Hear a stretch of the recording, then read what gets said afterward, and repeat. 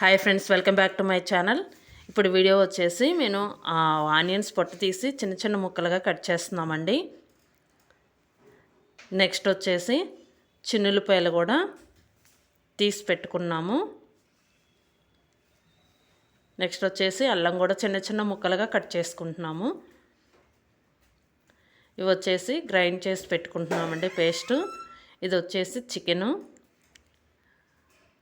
Curry ready అవుతుంది. Next వచ్చేసి ఇది వచ్చేసి బగారా రైస్ అండి.